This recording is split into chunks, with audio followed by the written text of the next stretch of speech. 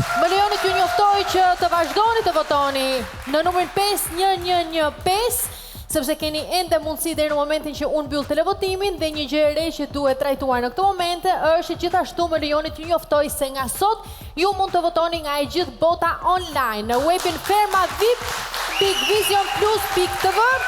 Në fakt që është afishuar baneri për votim online, përpara se të votoni duhet të regjistroni ose mund të logoni direkt nga Google ose nga Apple ID. Gjithashtu votat janë pa limit. Ndaj votoni nga ky moment nga e gjithë bota.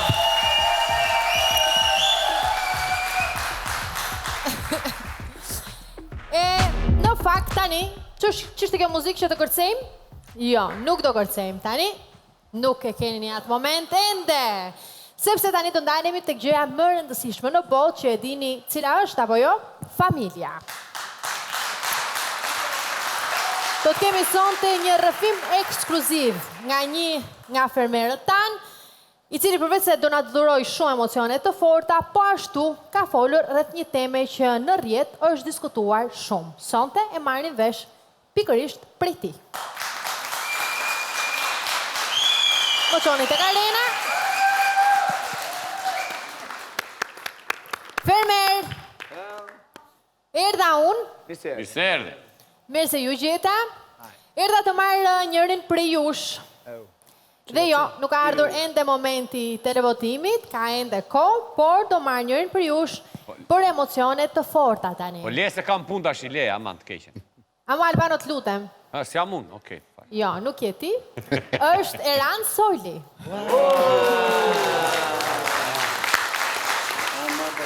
Eja me mua në plevic, Eran, të lutem.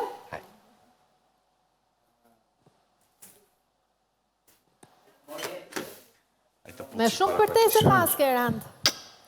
Përse për mirësh. Për mirë.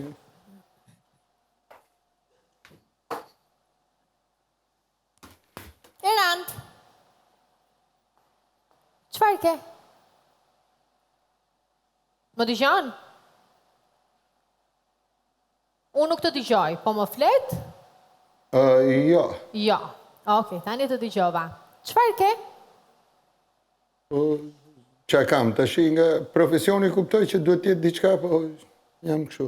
Jo, mos u shqetëso fare, unë dua thjesht të flasim pak bashk, edhe pa diskutim, të dëgjojmë një rrëfim që ti e ke ndarë me ne, edhe të njihemi me historinë tënde.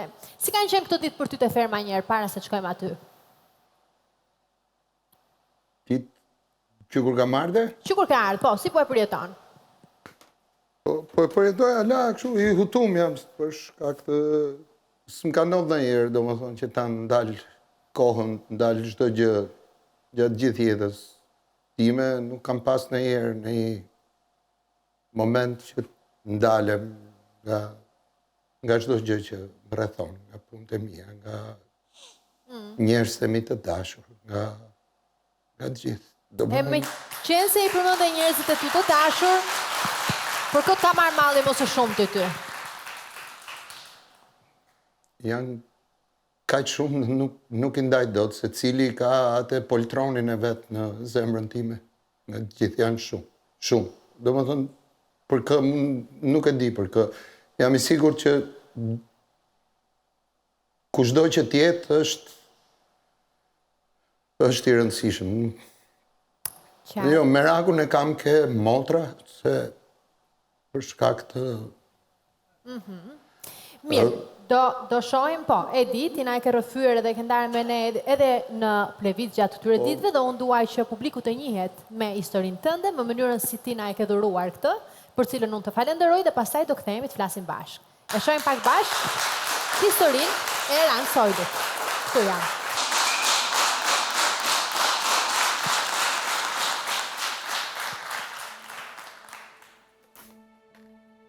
Erant, e di që jemi me emocione, ka që vite pjesë e skenës, të kemi parë gjitha ngjyrat e tua në skenë, por për herë të parë po shohim ngjyrat e tua në një reality show ku je 100% ti. E në fakt ne personazhet publik gjithmonë ka një lloj interesi edhe për jetën private. E me qenë se ka pas shumë interes, ti e ndave me ne, për cilën unë të falenderoj, po ndalem pikë së pari tek divorci. Si janë marrëdhëniet e tua sot me ish bashorten? Janë normale në kuptimin respektojmë njëri tjetrin, kemi komunikim,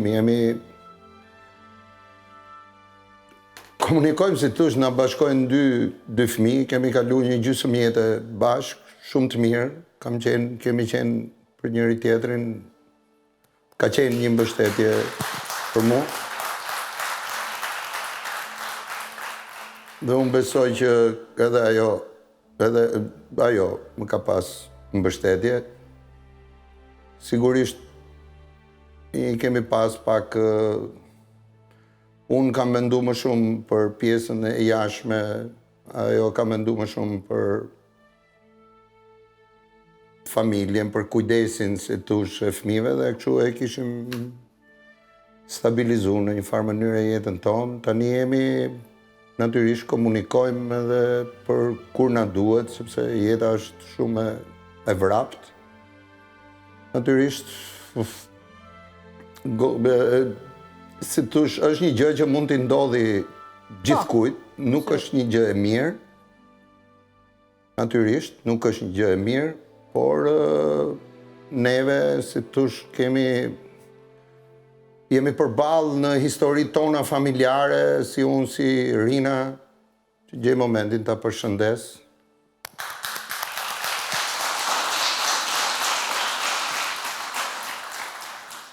Kemi pas histori të tilla, sepse koha që ka qenë në kohën e diktaturës, sigurisht historia me familjare, me halla, me gjaja, me gjithë, për shkak të biografisë që kemi pas. E për shkak të që kemi qenë njerëz shumë të mirë, na kanë dash, po nuk kanë arrit me i rezistu, si thush, presionit politik, po themi, dhe detyrimisht janë ndarë, janë rimartuar, sepse e rëndësishme në këtë jetë është të rifillosh dhe gjithkush ka drejt të konstruktoj jetën e tij dhe kjo është më e rëndësishme, nuk është e rëndësishme të biesh, por të ngrihesh. Por e rëndësishme është të ngrihesh prap. Dhe të ngrihesh natyrisht jo mbi mundin dhe sakrificat e të tjerëve, por mbi atë dhimbje. Edhe... Nëse do e ktheje kohën brapa, do bëje ti diçka ndryshe? Jo, asgjë.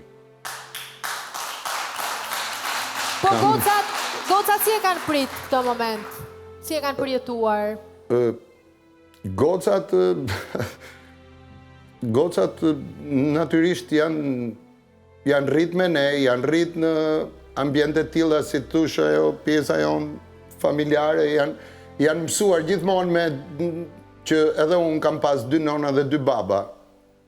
Pra, divorcet, po themi, në familjen tonë nuk kanë qenë tragjike si që janë në shumicën e jetëve të shqiptarëve në base dramatike ku njerëzit ndahen dhe bëhet nami, por kemi pas gjithmonë histori, do me thënë shkojmë me vim, sepse në momentin që jemi dasht, natyrisht mbaron dashuria, mbetet respekti, mbetet ajo çfarë i bashkon. Dhe në këtë formë...